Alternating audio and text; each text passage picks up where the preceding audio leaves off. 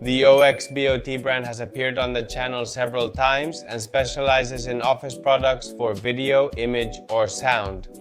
In short, cameras that, as we've seen in previous videos, can be used for live streaming. As a webcam, it can be used to record a variety of things. And then, in addition, with its software, they enhance it a lot to achieve a very professional result. However, the channel hadn't featured a high-quality webcam before, 4000. That helps us hold very professional meetings and ultimately make that extra quality leap for when we have important meetings.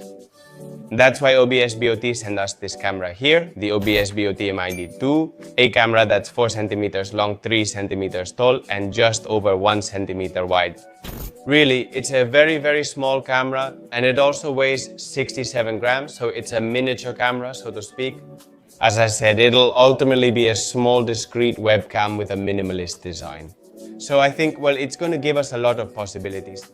I'll talk more about it in detail later, but after all, it's a webcam with really good quality.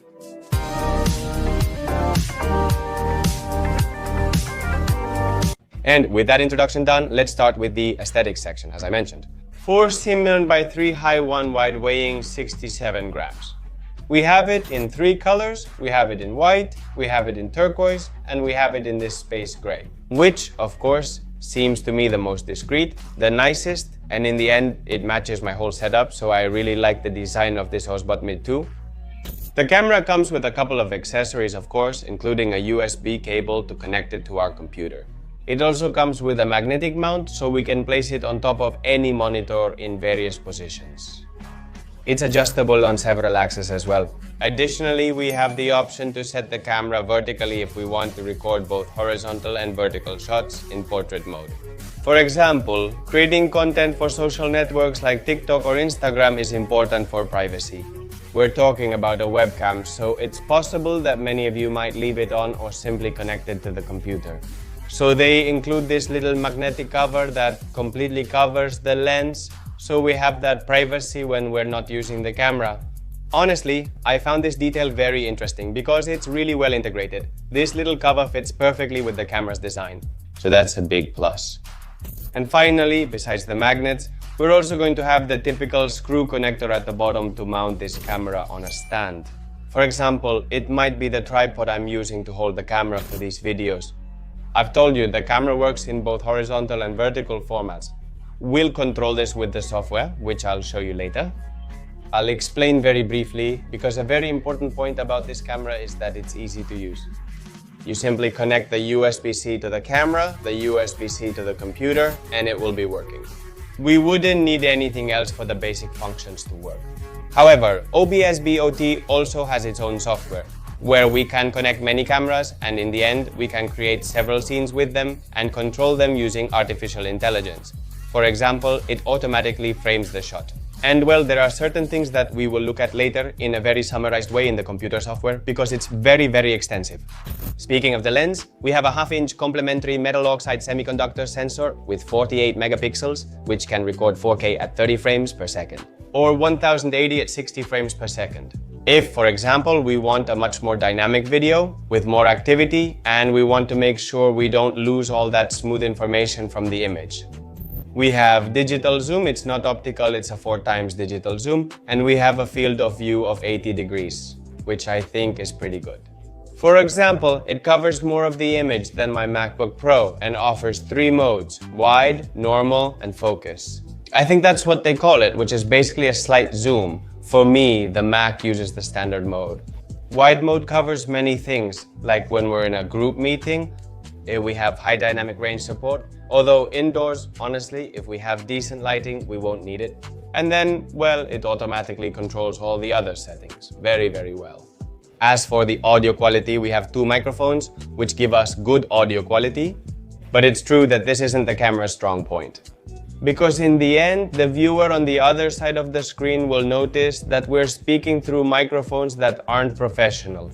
Therefore, this camera isn't going to replace the typical, for example, podcast or streamer microphone that captures a powerful voice. Instead, well, this is a microphone much more similar, for example, to the one used in a video call.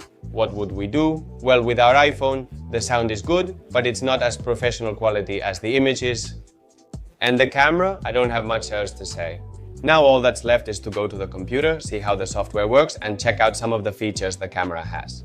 Something, for example, that's very important is, for instance, if we want to add a blur effect to the background, we'll be able to do it through the camera's software. For example, if we're in a situation with low lighting, we have shadows on our face, or I don't know, we just don't look good because we're congested or have a cold.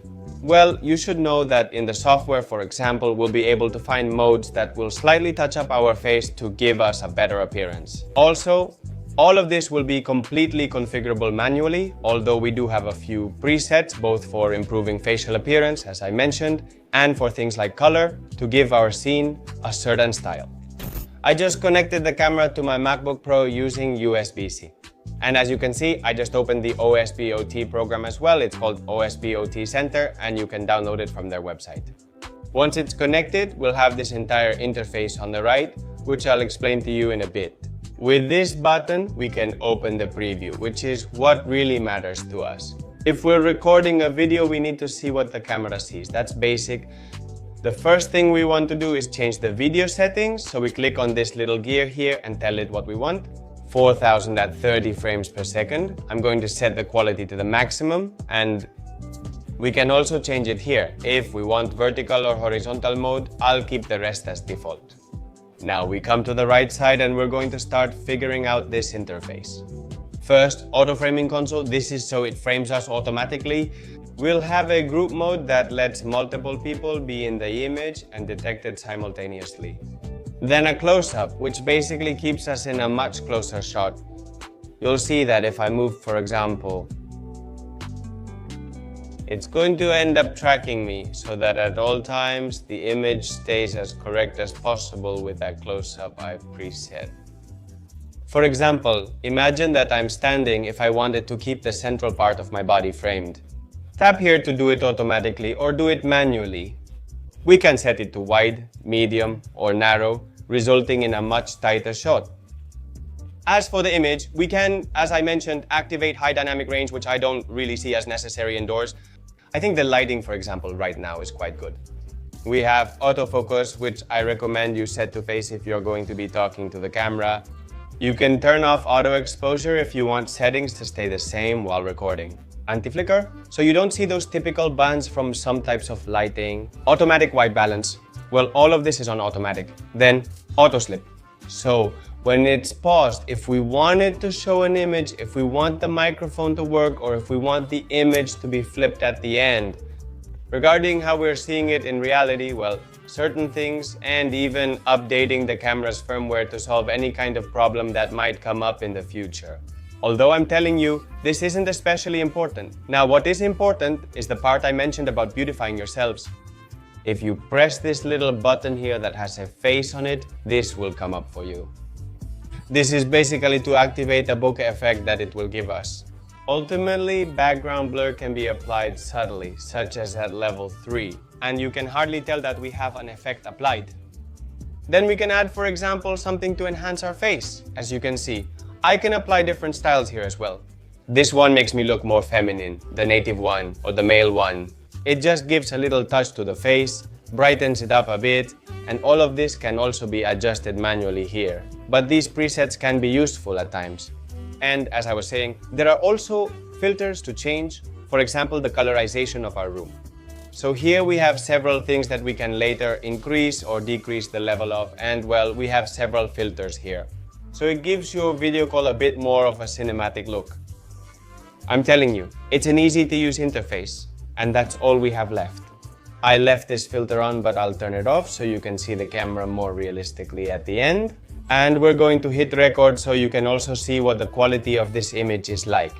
It's already recording audio, so we can use the one from OBSBOT Mid-Dose. I also think it's important to evaluate the autofocus.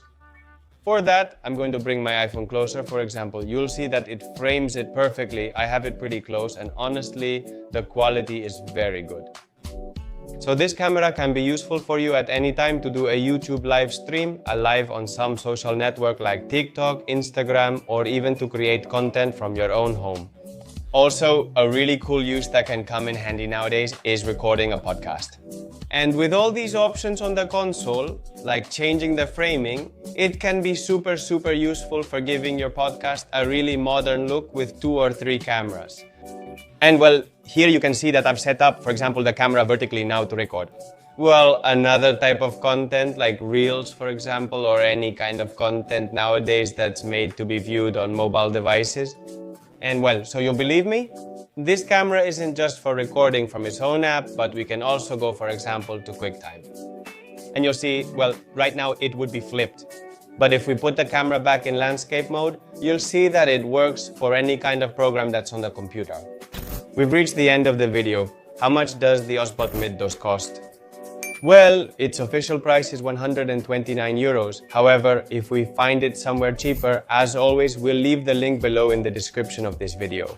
If you ask my opinion, for example, compared to direct competitor brands, well, this is a much more modern camera, which has really good software, works very well, and in the end, most importantly, achieves a really good video quality. I liked it a lot. I think it has a competitive price, and honestly, after trying it, I would recommend it to anyone who wants a webcam. 4K. That being said, I hope you enjoyed the video. If you did, leave a like, and I'll see you in the next one. Best regards.